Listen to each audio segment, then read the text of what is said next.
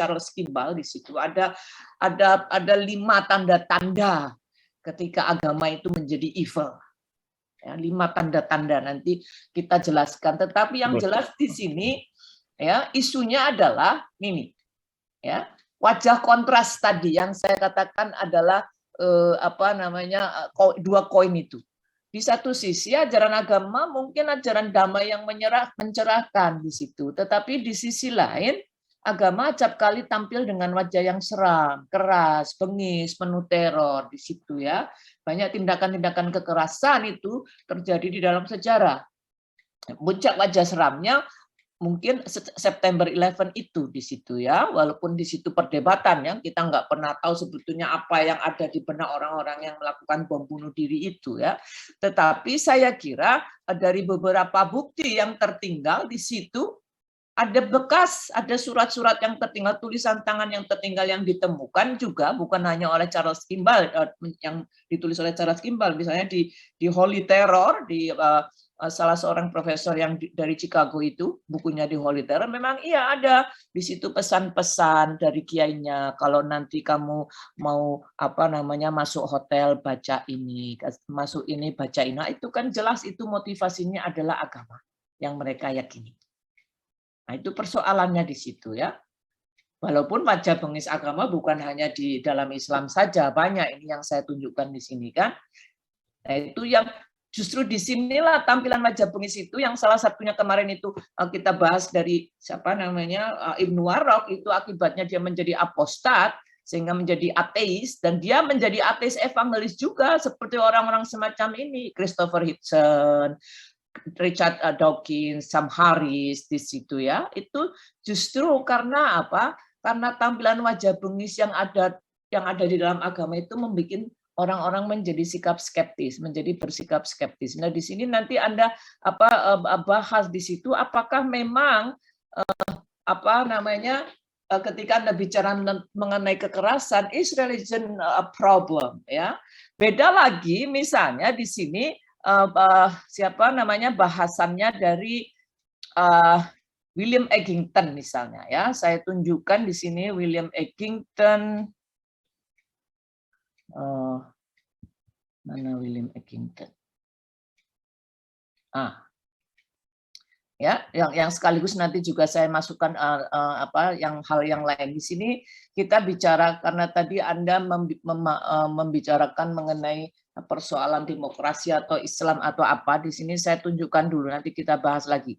Jadi di sini misalnya William Egington mengatakan bahwa ketika dia juga bicara mengenai fundamentalisme dan moderasi beragama gitu ya, misalnya di situ di sini dia bicara begini. Oh, bukan yang ini sebenarnya. Yang William Egington ini yang nanti, yang itu yang akan saya katakan tadi. William Egington itu di dalam bukunya In Defense of Religious Moderation ya. Sebentar, saya bukakan lagi. Oke. In Defense of Religious Moderation. Ini bukunya si William Egington misalnya. Ini saya tutup dulu. Yang siapa namanya nih? Fundamentalism. Nah, ini di William Egington misalnya ya. Misalnya di sini ya, ketika dia bicara everyday fundamentalism ya, atau nanti bicara mengenai moderasi beragama, ini William Egington di sini bicara bahwa rupanya fundamentalism itu ya bukan, atau kekerasan itu di sini. Ya. Di sini. Contrary to what the critic of religion often argue, the content of religious doctrine isn't what make believer turn to violence. Ternyata bukan doktrin agamanya, kata William Egington. Bahkan dia bilang the Quran is no more violent than the Bible, kata dia. Quran nggak lebih menganjurkan kekerasan dibanding Bible. Bible juga banyak hal-hal yang ayat-ayat yang menganjurkan kekerasan, tetapi sebetulnya bukan konten doktrinnya di situ yang membuat orang-orang itu cenderung kepada kekerasan. Maka di sini nanti Anda menjadi jelas, is religion a problem di situ. Ya, cuma di sini yang menjadi persoalan adalah di sini whether believer translate their practices and belief into a reason for committing violence against others. Di sini bukan karena doktrin agamanya, tetapi depend on a complex series of factor. Itu tadi dari faktor social economic deprivation sampai kepada individual psychopathology. Ini bahasanya William Egginton begitu. Ya, ini nanti berbeda-beda ya pendapat-pendapat orang, sehingga Anda nanti harus jelas di situ ketika bicara Islam dan kekerasan. Kenapa nih Islam kok senengannya konflik di mana-mana? Apa yang menyebabkan? Apakah is region a problem atau seperti kata Egginton tadi kompleks sebetulnya persoalannya? Itu apakah itu sosioekonomi? Misalnya tadi Anda juga menyinggung kemunduran Islam sosioekonomi, ya. Boleh jadi begitu. Atau Anda bilang tadi Islam tidak demokratis karena kurang sekuler. Persoalannya adalah Islam tidak demokratis atau dianggap menurut Anda tadi kurang sekuler adalah Islam itu kan tidak ada kalau orang-orang yang tradisional. Disitulah kenapa kemarin saya munculkan bukunya Tekuru itu untuk menjadi pertimbangan Anda. Jadi boleh jadi lebih baik kita ini adalah melakukan sekularisasi. Atau bukan sekularisasi, semacam sekularisme itu. Yaitu pemisahan antara agama dan negara. Sehingga negara nggak cawe-cawe di situ.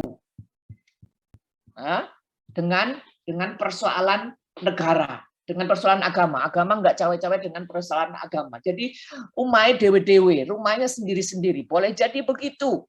Sehingga mungkin kalau begitu, kalau menjadi sekuler, tetapi di dalam ajaran Islam kan nggak ada begitu. Persoalan ini nanti juga akan menjadi pertentangan. Ya, di situ persoalannya. Nah, sekarang saya tunjukkan yang tadi kita selesai dengan William Egginton misalnya, lalu sekarang kita bicara mengenai tadi perspektif apakah itu otoritarian atau apa tadi demokrasi di situ, karena tadi di samping antroposentris di situ ya, tetapi juga ada persoalan ya di samping antroposentris, tetapi juga karena kita itu kan teosentris dalam seperti yang ininya dikemukakan oleh Said Qutb itu kan teosentris. Cuma sebelum ke sana saya ingin tunjukkan kepada Anda Andrea. Jadi di sini sebetulnya ya kenapa kok kita mungkin mundur nggak modern? Sebetulnya kan ada persoalan ya. Gini, saya tunjukin dulu kenapa saya katakan di sini the culture of modernity di dalam Islam. Ya, di sini misalnya perubahan kita ini kan sejak abad ke-20 itu kan ada perubahan. Kalau Anda nanti konteksnya adalah abad sekarang gitu misalnya abad 20, itu kan konteksnya sebenarnya sejak abad 20. Dunia itu kan mengalami perubahan yang besar. Itu kalau tadi Anda misalnya nanti bicara tentang kolonialisme atau apa, nanti masuk di sini ya. Abad ke-20 itu kan membawa perubahan besar dan itu mungkin kita tidak pernah mengira-ngira. Luar biasa ternyata. Itu. Nah, menghadapi hal yang kayak begini, ini kan bagi umat Islam ini terutama ini kan masalah.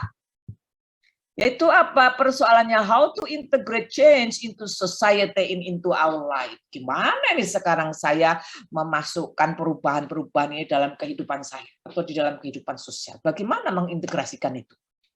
Padahal ini perubahan tidak bisa dihindari. Perubahannya perubahan cepat pula. Ya kan? Maka banyak jawaban. Banyak jawaban ternyata. Paling tidak, artinya apa di sana? Ada series of rupture of transformation from traditional to modern. Ya, ada perubahan orang yang tadinya sikapnya tradisional harus paling tidak mau dia harus melakukan transformasi menjadi modern karena memang abadnya sudah abad modern. Toh, di situ persoalannya. Nah, lalu lagi dihadapin lagi. Itu yang nanti mungkin persoalan yang Anda bisa bahas di situ. Kenapa negara Islam kok nggak maju-maju, nggak demokrasi, nggak demokratis misalnya? Di sini orang bicara modernity and authenticity. Kalau saya menjadi modern, apakah saya masih otentik ya? Gitu. Apakah saya kalau menjadi otentik harus tidak lagi mau menjadi modern? Nah, maka kan pertanyaannya di sini, how can one be a Muslim today? Gimana ya menjadi orang Islam sekarang ini? Kan begitu persoalannya. Nah, ini jawabannya nggak mudah. Sehingga nanti itu ada perbedaan, nanti ada yang tadi bahasa saya tadi antroposentris dan teosentris. Yang di satu sisi, kenapa nggak mudah? Karena di satu sisi Islam ini, kan ini dianggap sebagai seem to be a compendium of belief unchanged over centuries. Itu selama ini kan terutama orang-orang tradisionalis itu kan Islam itu sudah ditafsirkan selesai, tutup itu ijtihad. Nah, istilah sudah ditutup, selesai. Ada kelompok-kelompok yang mengatakan begitu, sehingga itu dianggap bahwa Islam itu adalah compendium of belief unchanged over the centuries. Tetapi di sisi lain, loh, modern life offer us a collection of more up-to-date concept. Loh, sekarang kita hidup modern